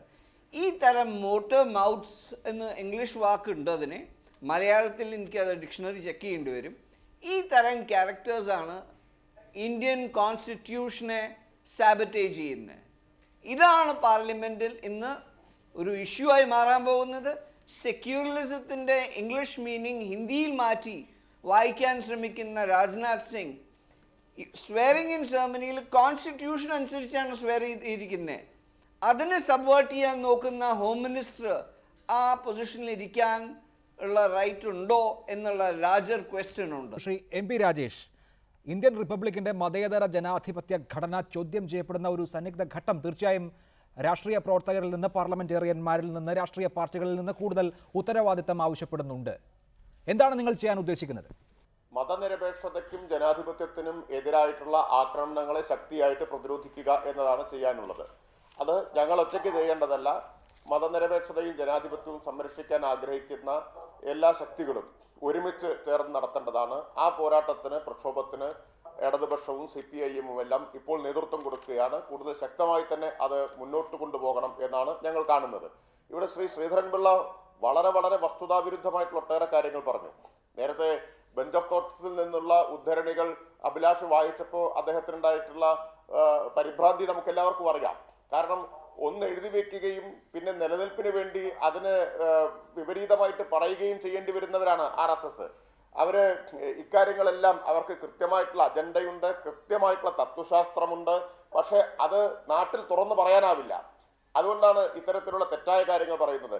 ഇവിടെ അദ്ദേഹം പറഞ്ഞത് കമ്മ്യൂണിസ്റ്റ് പാർട്ടി ഇന്ത്യ എന്ന രാഷ്ട്രത്തെ അംഗീകരിക്കുന്നില്ല, നാട്ടുരാജ്യങ്ങൾ കൂട്ടിച്ചേർത്തു എന്ന് പറയുന്നത് എന്തോ മഹാപരാധാണെന്ന്. അതെങ്ങനെ മഹാപരാധാവുന്നത്? അതൊരു വസ്തുതയല്ലേ. 666 നാട്ടുരാജ്യങ്ങൾ ഉണ്ടായിരുന്നു ഇന്ത്യയിൽ. അത് കൂട്ടിച്ചേർത്തതിന്റെ പേരിലാണല്ലോ നിങ്ങളും നമ്മളെല്ലാവരും സർദാർ പട്ടേലിനെ ബഹുമാനിക്കുന്നത്. അതിന്റെ പേരിലാണല്ലോ 2000 കോടി രൂപ മുടക്കി സർദാർ പട്ടേലിന്റെ പ്രതിമ നരേന്ദ്രമോദി ഗുജറാത്തിൽ ഉണ്ടാക്കുന്നത്. അപ്പൊ സർദാർ പട്ടേലിന്റെ സംഭാവന എന്താണ്? ഈ നാട്ടുരാജ്യങ്ങളെ കൂട്ടിച്ചേർക്കുന്നതിൽ നേതൃത്വപരമായിട്ട് ഒരു പങ്കുവഹിച്ചു എന്നുള്ളതാണ്. പിന്നെങ്ങനെയാണ് ഞാൻ പറഞ്ഞാൽ അത് മഹാപരാധമായി തീരുന്നത്? അപ്പൊ അത് നാട്ടുരാജ്യങ്ങളായിട്ട് ചിതറിക്കടന്നിരുന്നു എന്നത് വസ്തുതയാണ്. അതിനെ മുഴുവൻ ഒന്നിപ്പിച്ച് ഇന്ത്യ എന്ന ആശയം സൃഷ്ടിച്ചത് സാമ്രാജ്യത്വത്തിനെതിരായ സമരമാണ്. ബ്രിട്ടീഷുകാർ സൃഷ്ടിച്ചു എന്നല്ല, ബ്രിട്ടീഷുകാർക്കെതിരായിട്ടുള്ള സമരത്തിൽ നിന്നാണ് ഇന്ത്യ എന്ന ആശയം ഉയർന്നു വന്നത്. 3 വീക്ഷണങ്ങൾ ഉണ്ടായിരുന്നു. ഒന്ന് മതനിരപേക്ഷ ജനാധിപത്യ ഇന്ത്യ, കോൺഗ്രസും മറ്റും ഉയർത്തിപ്പിടിച്ച, അതിനോട് യോജിക്കുമ്പോൾ തന്നെ അത്രമാത്രമായാൽ പോരാ, സോഷ്യലിസ്റ്റ് ഇന്ത്യ കൂടി ആവണം എന്ന ഇടതുപക്ഷ വീക്ഷണം. മൂന്നാമത്തേത് മതാധിഷ്ഠിത രാഷ്ട്രവീക്ഷണമാണ്. ആ മതാധിഷ്ഠിത രാഷ്ട്രവീക്ഷണത്തിന്റെ അടിസ്ഥാനത്തിൽ ഇന്ത്യ വിഭജിക്കപ്പെട്ട് പാകിസ്ഥാൻ മതാധിഷ്ഠിതമായ പാകിസ്ഥാനായി മാറി. എന്നാൽ ഇന്ത്യയെ അന്ന് ഹിന്ദു രാഷ്ട്രമാക്കി മാറ്റാൻ കഴിഞ്ഞില്ല. ഹിന്ദു രാഷ്ട്രമാക്കി മാറ്റാൻ അന്ന് കഴിയാതിരുന്നത് കൊണ്ട് RSS ആ ലക്ഷ്യം ഉപേക്ഷിച്ചില്ല. ഇപ്പോഴും ആ ലക്ഷ്യവുമായിട്ട് അവർ മുന്നോട്ട് പോകുന്നു. അവർ മനസ്സിലാക്കേണ്ട ഒരു കാര്യം, ഇന്ത്യ മതനിരപേക്ഷമായതുകൊണ്ടാണ് രാജ്യം ഇന്ത്യ എന്ന ആശയത്തെക്കുറിച്ച് ചർച്ച ചെയ്യുമ്പോൾ, അസഹിഷ്ണുതയെക്കുറിച്ച് ചർച്ച ചെയ്യുമ്പോഴാണ് ഇത്തരത്തിലൊരു വിശദീകരണം കേന്ദ്ര സർക്കാരിന്റെ ഭാഗത്തു നിന്ന് വരുന്നത്. അതുതന്നെ ഈ പാർലമെന്റ് സമ്മേളനത്തിൽ അസഹിഷ്ണുതാ വിഷയം ചർച്ച ചെയ്യണം എന്നും അക്കാര്യത്തിൽ പ്രധാനമന്ത്രിയുടെ മറുപടി വേണം എന്നുമുള്ള പ്രതിപക്ഷ ആവശ്യങ്ങൾക്കിടയ്ക്കുമാണ്. ഇങ്ങനെ ഒരു ചർച്ചയിലൂടെ എന്താണ് ഭാരതീയ ജനതാ പാർട്ടി ഉദ്ദേശിക്കുന്നത്? അഭിലാഷ്, ഞാനൊരു സ്നേഹം വെച്ചുകൊണ്ട് അഭിലാഷിന്റെ ഒരു അനുജനാണ്. ഞാൻ ഒരു കാര്യം പറയാൻ ആഗ്രഹിക്കുന്നു. പുസ്തകങ്ങൾ ഉദ്ധരിക്കണമെങ്കിൽ ആ ഒറിജിനൽ പുസ്തകങ്ങൾ വായിച്ചിട്ട് ചെയ്യണം. കമ്മ്യൂണിസ്റ്റുകാരും മുസ്ലിം ലീഗുകാരും ഒക്കെ ഇന്റർപ്രറ്റ് ചെയ്തതിനകത്തിൽ മിസ്കോട്ട് ചെയ്യുന്ന എടുക്കരുത്. ഇപ്പൊ ബെഞ്ച് ഓഫ് തോട്ട്സ് ആണെന്നല്ലേ അദ്ദേഹം പറഞ്ഞത്. ഇപ്പൊ നിങ്ങൾ ബെഞ്ച് ഓഫ് തോട്ട്സ് അല്ല എന്നാ പറഞ്ഞത് ഈ ഉദ്ധരിച്ചതിന്. അത് നിൽക്കട്ടെ അവിടെ, ഞാൻ അതിലേക്ക് കടക്കുന്നില്ല. ഏതായാലും നമുക്കത് വേറെ വിപുലമായി ചിന്തിക്കേണ്ട വിഷയം അല്ല. ഇതിൽ നമുക്ക് തർക്കിക്കേണ്ട കാര്യമില്ലല്ലോ. ഈ പുസ്തകങ്ങളൊക്കെ ലഭ്യമായിട്ടുള്ള പുസ്തകങ്ങൾ തന്നെയല്ലേ ശ്രീ PS ശ്രീധരൻപിള്ള? ഞാൻ ഉദ്ധരിച്ച 2 പുസ്തകങ്ങൾ, വി അവർ നേഷൻഹുഡ് ഡിഫൈൻഡ്, വൈ ഹിന്ദു രാഷ്ട്ര. പോകട്ടെ, നമുക്ക് അതിന്റെ വിശദമായ ചർച്ചയിലേക്ക് പോകട്ടെ. ഞാൻ ഇപ്പോഴത്തെ സന്ദർഭത്തെ കുറിച്ചാണ് ചോദിക്കുന്നത്. ഞാൻ വിഷയത്തിലേക്ക് വരുന്നു. എന്റെ സുഹൃത്ത് രാജൻ, ഞങ്ങൾ ആത്മമിത്രങ്ങളാണ് കോടതിയിൽ. ഞാൻ അദ്ദേഹത്തോട് ചോദിക്കട്ടെ, അദ്ദേഹം SR ബൊമ്മ, അദ്ദേഹത്തിനും RSനും BJP എതിർക്കാൻ അവകാശമുണ്ട്. പക്ഷെ പക്ഷപാതം കൂടാതെ പറയുന്ന ഒരാളായിട്ട് ഞാൻ അദ്ദേഹത്തെ കരുതിയിരുന്നു. പക്ഷെ ഞാൻ ചോദിക്കട്ടെ, അദ്ദേഹം SR ബൊമ്മയെ കേസ് ഉദ്ധരിച്ചു. ഭാരതീയ ജനതാ പാർട്ടിയുടെ ഹിന്ദുത്വം 95-ൽ കുൽദീപ് സിംഗിന്റെ നേതൃത്വത്തിലുള്ള 3-അംഗ ബെഞ്ച് അത് പരിശോധിച്ചതല്ലേ, റിപ്പോർട്ട് ചെയ്തതല്ലേ? അതിന്റെ അടിസ്ഥാനത്തിൽ it is a way of life, ഒരിക്കലും അത് മതസങ്കല്പമല്ല എന്ന് സുപ്രീം കോടതി പറഞ്ഞാൽ ആർട്ടിക്കിൾ 141 രാജിനും എനിക്കൊക്കെ ബാധകമല്ലേ? അത് ഈ രാജ്യത്തെ നിയമമല്ലേ? പിന്നെ ഏതെങ്കിലും കോടതി അത് തെറ്റാന്ന് പറഞ്ഞിട്ടുണ്ടോ? അവൻ നിയമപരമായിട്ടും ജനവിധി അനുസരിച്ചും ഞങ്ങൾ ഉൾക്കൊള്ളുന്ന ഹിന്ദുത്വം രാജ്യസങ്കല്പത്തോട് ബന്ധപ്പെട്ടതാണ്, മതസങ്കല്പമല്ല എന്ന് പറഞ്ഞിട്ടുള്ളതിന് മാനിക്കാനുള്ള പ്രാഥമിക മര്യാദ നമുക്ക് ഉണ്ടാവണ്ടേ? ഇങ്ങനെ അന്ധമായ BJP വിരോധം കൊണ്ട്, RS വിരോധം കൊണ്ട് പോകുന്നത് ശരിയാണോ? പിന്നെ എൻ്റെ ഒരു കാര്യം ഞാൻ പറയാൻ ആഗ്രഹിക്കുന്നു. ഈ രാജ്യം ഏത് പാർട്ടി ഭരിച്ചാലും പാർട്ടികളുടെ ഒന്നും സംഭാവനയല്ല നമ്മുടെ സർവ്വധർമ്മ സമഭാവം. മഹത്തായ സംസ്കാരത്തിൻ്റെതാണ്, ചരിത്രത്തിൻ്റെതാണ്. അതിൽ ഉറച്ചു നിൽക്കുന്നു. തീർച്ചയായും ശ്രീ PS ശ്രീധരൻപിള്ള, രാജ്യം അതിജീവിക്കും എന്നുള്ള കാര്യത്തിൽ തർക്കമില്ല. ഞാൻ ചോദിക്കുന്നത്, ശരി, ഇനിയിപ്പോൾ BJPയുടെ അല്ലെങ്കിൽ RSSന്റെ രാഷ്ട്രസങ്കല്പം എന്നുള്ളത് നിങ്ങൾ എങ്ങനെ വിശദീകരിച്ചാലും, ഇവിടെ ഇപ്പോൾ ഇങ്ങനെ ഒരു ചർച്ച നടക്കുമ്പോൾ BJP അവരുടെ പൊസിഷൻ ഇങ്ങനെ വിശദീകരിക്കുന്നത് അങ്ങേയറ്റം ശ്രദ്ധേയമായ ഒരു സന്ദർഭത്തിലാണ്. മുൻപ് രാഷ്ട്രീയ അധികാരം കിട്ടിയപ്പോൾ അടൽ ബിഹാരി വാജ്പേയി പ്രധാനമന്ത്രിയായ ഘട്ടത്തിലൊക്കെ BJP തർക്കമുള്ള വിഷയങ്ങൾ മാറ്റിവെച്ചിരുന്നു. അത് ഏകീകൃത സിവിൽ കോഡിന്റെ കാര്യത്തിലായാലും കശ്മീരിന്റെ പ്രത്യേക പദവിയുടെ കാര്യത്തിലായാലും ഒക്കെ തർക്കമുള്ള വിഷയങ്ങൾ BJP ഭരണകൂടത്തിന് വെളിയിൽ വെച്ചിരുന്നു. BJP അതിന്റെ കോർ പ്രിൻസിപ്പിൾസ് നടപ്പാക്കാൻ ഒരുങ്ങുകയാണോ? എന്റെ സുഹൃത്ത്, ഞാനൊരു കാര്യം പറയാം. ഏറ്റവും കൂടുതൽ ശക്തമായിട്ട്, ഇതിനേക്കാൾ ശക്തമായി അന്നും കരിവാരി തേച്ച് അതിനെ അപമാനിക്കാൻ വാജ്പേയി ശ്രമിച്ചിട്ടുണ്ട്. ഭരണഘടന അട്ടിമറിക്കാൻ ശ്രമിക്കുന്നു എന്ന് പറഞ്ഞുകൊണ്ടുള്ള 2000-ലെ ചർച്ച ചരിത്രത്തിന്റെ ഭാഗമല്ലേ? അന്നും ഞങ്ങളുടെ നിലപാട് തന്നെയായിരുന്നു. അതേപോലെ തന്നെ ഞാൻ ചോദിക്കട്ടെ, ഫാസിസ്റ്റുകളായി ഞങ്ങൾ RSSന്റെ പ്രചാരകന്മാരാണ്. നരേന്ദ്രമോദിയും വാജ്പേയിയും രണ്ടുപേരും പ്രചാരകന്മാരായിരുന്നവരാണ്. RSSന്റെ പ്രൊഡക്റ്റുകളാണ്. പക്ഷേ ഒരിക്കലും ഈ രാഷ്ട്രത്തിന്റെ മർമ്മം ഇല്ലാതാക്കാൻ അത് സർവ്വധർമ്മ സമഭാവമാണ്. അത് ഈ നാടിന്റെ സംഭാവനയാണ്. ഇത് മനസ്സിലാക്കണ്ടേ? മറിച്ച് കമ്മ്യൂണിസ്റ്റുകാർ, അവർക്കറിയാം അവരെ ഉള്ള രാജ്യങ്ങളുടെ സ്ഥിതി എന്താണെന്ന് ഞാനിപ്പോൾ വിശദീകരിക്കുന്നില്ല. അവരെ സംബന്ധിച്ച് രാജ്യം ഒരിക്കലും ഒന്നിച്ചു നിൽക്കാൻ പാടില്ല. ഗാന്ധിജിയെ പോലും സവർണ ഹിന്ദു ഫാസിസ്റ്റ് വിളിച്ചിട്ടില്ലേ കമ്മ്യൂണിസ്റ്റുകാർ? അപ്പൊ ആ നിലയ്ക്ക് ഞങ്ങളെ വിളിച്ചോളൂ. പക്ഷെ ഞങ്ങൾ ഈ രാജ്യത്തിന് ഇതിൽ രാഷ്ട്രീയമായി വിമർശനങ്ങൾ ഉന്നയിക്കുന്നത് മാത്രമല്ല ശ്രീ PS ശ്രീധരൻപിള്ള, ബീഹാറിലെ ഒരു തെരഞ്ഞെടുപ്പ് പ്രചരണ യോഗത്തിൽ നരേന്ദ്രമോദി, രാജ്യത്തിന്റെ പ്രധാനമന്ത്രി തന്നെ പറഞ്ഞത്, ഒരു വിഭാഗം ജനങ്ങളോട് പറഞ്ഞത്, നിങ്ങളുടെ കോട്ട എടുത്ത് മറ്റുള്ള ചില ആളുകൾക്ക് കൊടുക്കാനാണ് ഇവർ ശ്രമിക്കുന്നത് എന്നാണ്. അതായത് അദ്ദേഹം തന്നെ എല്ലാ ജനവിഭാഗങ്ങളെയും ഒരേപോലെ കാണുന്നില്ല, എല്ലാ ഇന്ത്യക്കാരുടെയും പ്രധാനമന്ത്രിയായി അദ്ദേഹത്തിന് പോലും തോന്നുന്നില്ല എന്നുള്ളതാണല്ലോ പുറത്തു നിൽക്കുന്ന ഒരാൾക്ക് തോന്നുക. അപ്പൊ അങ്ങനെയുള്ള ഒരു സവിശേഷ ഘട്ടത്തിലാണ് ഇപ്പോൾ പാർലമെന്റിൽ ഇങ്ങനെ ചർച്ച വരുന്നത്. ഞാൻ ആ സന്ദർഭം Abhilasha Sreedharan Pillai mark BJP mark. നിങ്ങൾ ഈ സത്യം മനസ്സിലാക്കാൻ ശ്രമിക്കും. ഇന്ത്യൻ കോൺസ്റ്റിറ്റ്യൂന്റ് അസംബ്ലിയിലെ ചർച്ചയിൽ റിസർവേഷൻ എന്ന് പറഞ്ഞത് മതപരമായ ഉച്ചനീചത്വമുള്ള ഹിന്ദുക്കൾക്ക് മാത്രം ബാധകമാണെന്ന് പറഞ്ഞുകൊണ്ട് ഭരണഘടനയിൽ മറ്റു വിഭാഗങ്ങൾക്ക് ഉണ്ടായിരുന്നില്ല. പിന്നീട് കോൺഗ്രസ് പാർട്ടി രാഷ്ട്രീയ നേട്ടത്തിന് വേണ്ടിയിട്ട് അത് മാറ്റി. അല്ല, അതായിക്കൊള്ളട്ടെ, മതസംവരണം കൊടുക്കേണ്ടതില്ല. ഞാൻ ചോദിക്കുന്നത് ശ്രീ PS ശ്രീധരൻപിള്ള, നിങ്ങളും അവരും എന്ന സങ്കല്പമുണ്ടല്ലോ, നിങ്ങളും അവരും, ദ അതർ എന്ന് ഈ നാട്ടിലെ ന്യൂനപക്ഷ വിഭാഗങ്ങളെ പ്രധാനമന്ത്രി തന്നെ കണ്ടാൽ പിന്നെ എവിടെയാണ് മതേതരത്വം? ന്യൂനപക്ഷ അതർ എന്നൊക്കെ പറഞ്ഞ് ഇംഗ്ലീഷിൽ, അതേ ഇംഗ്ലീഷ് അല്ല അവിടെ പ്രസംഗിച്ച, ഹിന്ദിയിലാണ്. നിങ്ങൾ ആ വാക്ക് എന്താണെന്നുള്ള അത് നോക്ക്. അതർ ഈ മീഡിയകളെ കയ്യിലെടുത്തുകൊണ്ട് മീഡിയകൾ, ഞാൻ ചോദിക്കട്ടെ, ജബുവ സംഭവം എന്ന് പറഞ്ഞൊരു വലിയ സംഭവം ഉണ്ടായി, കേരളത്തിൽ മുഴുവൻ ഇറങ്ങി. ജബുവ സംഭവത്തിന്റെ ക്ലൈമാക്സിലെത്തിയപ്പോൾ ഞങ്ങൾ പ്രതിക്കൂട്ടില്ല അന്നത്തെ കാലത്ത്. പിന്നെ ആരായിരുന്നു അത് ചെയ്തത്? ക്രിസ്ത്യാനികളായ കൺവേർട്ട് ചെയ്ത ആൾക്കാർ തന്നെയാണ്. ഇപ്പൊ തെളിഞ്ഞില്ലേ? ആന്റി ക്ലൈമാക്സിൽ എത്തിയില്ലേ? ഞങ്ങളല്ലേ ഇരകള്, ഞങ്ങളോടല്ല അനീതി കാണിച്ചത്. ശരി, അനീതിയാണ് താങ്കൾ ചൂണ്ടിക്കാണിക്കുന്നത്. ശ്രീ ടോം വടക്കൻ, ഇക്കാര്യത്തിൽ കോൺഗ്രസിനെ സംബന്ധിച്ച് അവകാശപ്പെടാൻ ഞങ്ങളാണ് ഈ ഭരണഘടന നിർമ്മിച്ചത് എന്നൊക്കെ പറയാം. അതിനുമപ്പുറത്ത് ശക്തമായ രാഷ്ട്രീയ പ്രതിരോധം ഉയർത്താൻ ഞങ്ങളിത് ചെറുത്തു നിൽക്കുകയാണെന്ന് രാജ്യത്തെ ബോധിപ്പിക്കാൻ കഴിയുന്നുണ്ടോ?